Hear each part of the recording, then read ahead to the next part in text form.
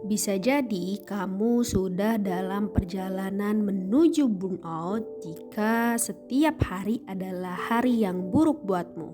Melakukan pekerjaan kantor dan pekerjaan rumah sangat menguras energimu. Kamu kelelahan sepanjang waktu. Sebagian besar harimu habis untuk mengerjakan tugas yang menurutmu membosankan dan berlebihan. Kamu merasa apa yang kamu lakukan tidak akan mengubah keadaan, bahkan tidak diapresiasi. Jika kamu mengalami hal ini, maka kemungkinan kamu sedang burnout.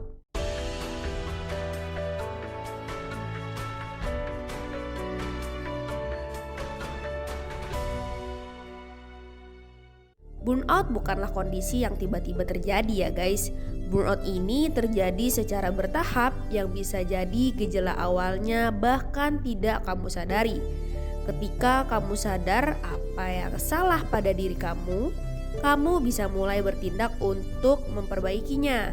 Tapi kalau kamu gak sadar atau cenderung mengabaikan, maka yang terjadi adalah burnout. Sebenarnya apa sih yang dimaksud dengan burnout ini?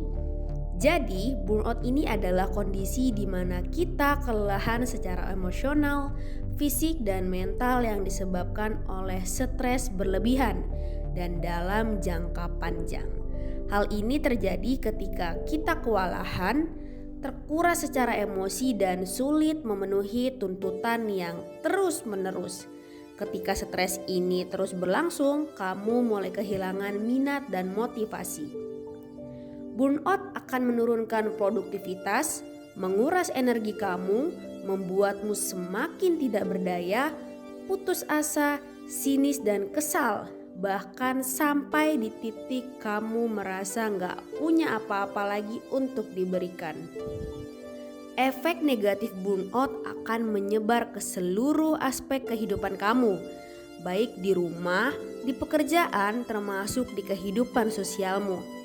Burnout juga akan mengubah kondisi tubuh kamu menjadi rentan sakit, makanya penting banget buat kamu mengatasi burnout. Terus gejala burnout ini lebih tepatnya apa aja sih? Aku akan bagi gejalanya ke 3 aspek ya, yaitu gejala fisik, gejala emosional, dan gejala di perilaku.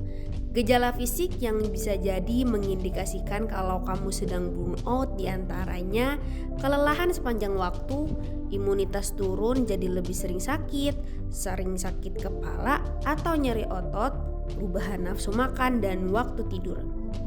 Gejala emosional burnout diantaranya meragukan diri sendiri dan merasa gagal, merasa tak berdaya, terjebak, kalah, merasa sendiri di dunia, kehilangan motivasi, sinis, melihat segala sesuatunya negatif, menurunnya rasa puas dalam pencapaian. Gejala perilaku ketika kamu burnout diantaranya menarik diri dari tanggung jawab, mengisolasi diri dari orang lain, menunda-nunda dan membutuhkan waktu lama untuk menyelesaikan suatu pekerjaan. Menggunakan makanan atau obat untuk mengatasinya, melampiaskan kekesalan pada orang lain, melewatkan pekerjaan atau datang terlambat dan pulang lebih awal. Burnout itu beda dengan stres ya. Stres ditandai dengan keterlibatan yang berlebihan, sedangkan burnout ditandai dengan pelepasan. Stres membuat emosional kamu overreaktif, sedangkan burnout membuat emosional kamu tumpul.